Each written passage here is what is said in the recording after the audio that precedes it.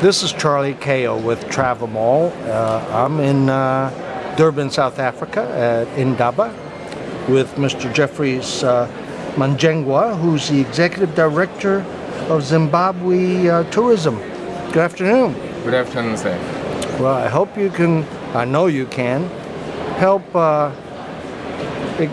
describe the offerings, tourism offerings of Zimbabwe. Most of our viewers would heard the country. I'm sure they think there's lots of wildlife. Yes. But beyond that, to be more specific, they probably don't know. Yes. Zimbabwe, we call ourselves a world of wonders because it's pinned under our brand, pinned under our people, the resources we have, and the potential for growth. And Zimbabwe is wonderful people, hospitality, hardworking people, and we have also the attractions. We pin ourselves under 6-7 attractions. We have people in our rich culture, the history and heritage, the Great Zimbabwe, our national monument, where the name of the country comes from, the mighty Zambezi River, the Eastern Highlands, the Zambezi, and the Kariba Lake Kariba. All these are the major attractions that from the outside world one can easily package Zimbabwe. In the Zimbabwe, through its Victoria Falls, one of the original wonders of the world. It's also part of the Southern Africa rim of tourism. So we don't just promote ourselves out there, we promote as a region. And both Zimbabwe and the region, we are quite a safe destination. In the recent years, you know, economies, nations evolve. Yes. And the tourism product evolves as their transportation gets better. Yes. As communication becomes better. Yes. How has that affected, and in what way is that reflected in the tourism offerings for Zimbabwe? Yes, in the 2000 era, with a lot of negative publicity as a result of our land reform. But however, from 2009, the government adopted a multi-currency economy, and the tourism has picked up. We are attending all the international tourism fairs of the world, and we have strategic partners that work with us, tour operators, destination marketing, including airlines. And our strategic intention is to regain the lost market in Western markets, and also regain and penetrate emerging markets. And our efforts are working very, very well. I think the average viewer would say, oh, I had no idea you lost any market. Yes. I mean, the attractions of your nature, your people, the culture, heritage you spoke about, that remained the same. It remains the same, and to take advantage is that we are even doing more. We have new lodges coming up, and we have now the 150 million, the new Victoria Falls International Airport complete, just finishings of the terminal. We are ready to take any size of aircraft on the world direct into Victoria Falls from any part of the world. And we have a lot of new products, ecotourism, luxury lodges taking place in one of our leading national parks. So we are ready for the world, and we are proud of our product. With the new airport, have any of the airlines, for example, the Gulf Airlines, those mega Gulf Airlines, or anybody else, are they looking at providing more service? I would say, apart from the new airlines that would like to come to Zimbabwe, all those that already are serving the country, some have already increased the capacity of their aircrafts to take advantage of the newly developed airport. So we are ready, and the world knows that Zimbabwe is a world of wonders, and we are ready with our hospitality to welcome all visitors from this part of the world. So if I'm UK, yes, it's our... What are my options how to get there?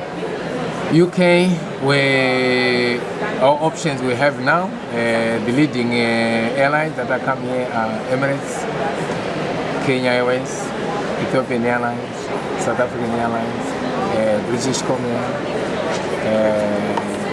Air Malawi, Mozambique, all the regionals. What if I'm coming from the U.S.? From the US, the connection into the other part of Africa, and mostly our major connection is through those big airlines, including South African Airlines, because it serves the region. And connecting also with our national airline, Air Zimbabwe, we serve the region. And now we've opened up with East Africa, and they'll be offering flights between Harare and Dar es Salaam. So our tourism is positive and it's growing. Am I correct that visitors often combine Zambia Yes. with Zimbabwe? Zimbabwe? Yes, Zambia and Zimbabwe, we share the Zambezi River, we share the Victoria Falls, and also we have introduced a common visa between ourselves, which we call Casa Visa. The pilot project is through by end of May.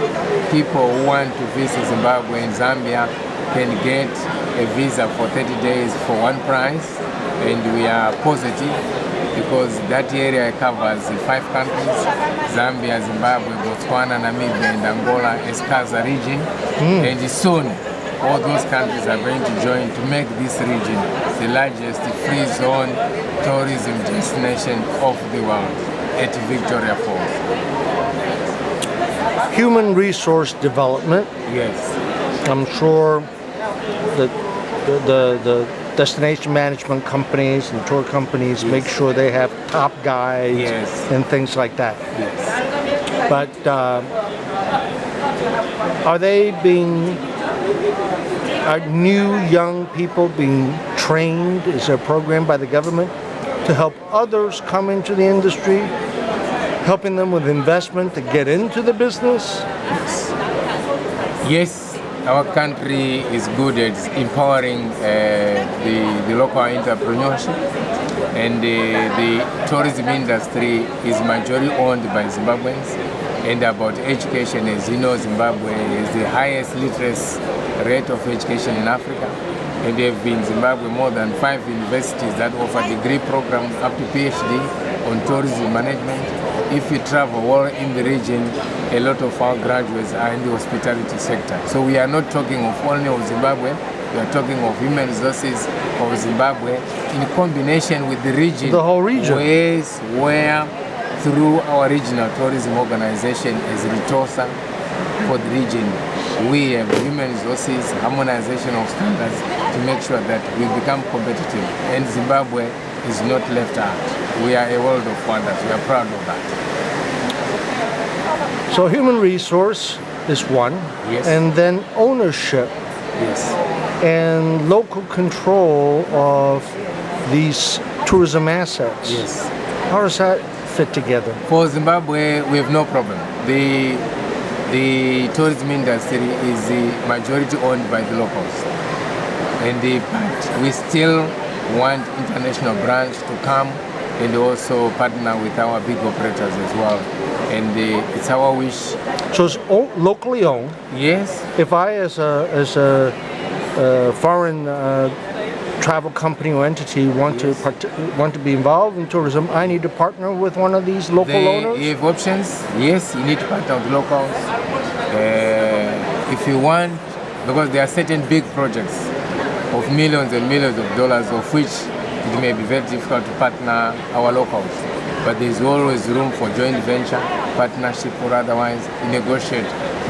Our investment incentives are so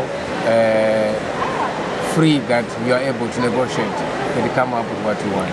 So if I'm a local owner, yes, am I allowed to sell my local ownership? Yes. Zimbabwe is a free democracy. So I can, well, I mean, why not just sell it to some foreign entity and go to the beach? It now depends, because it's not about refusing the local person to sell. It's about our condition of investment. So when the foreign owner, the foreign investor comes in and he puts his proposal through the investment authority, that is going to be looked according to the regulations that are in place. Are you buying 100% or are you partnering something? If you are partnering with a local person, the shareholders, like any other rules of business, are looked at. and their authority, our investment authority looks at that. So I probably wouldn't be able to get away to sell it to go to the beach. Every day people in Zimbabwe are selling companies like another, because at the end of the day people are de-investing from one sector to the other. These are everyday things. I don't think there is any issue into that. I don't think so. Conservation. Conservation, yes. There's a lot, you know, there's always the conservation, Yes. Blah, blah, blah. Yes. We believe in it.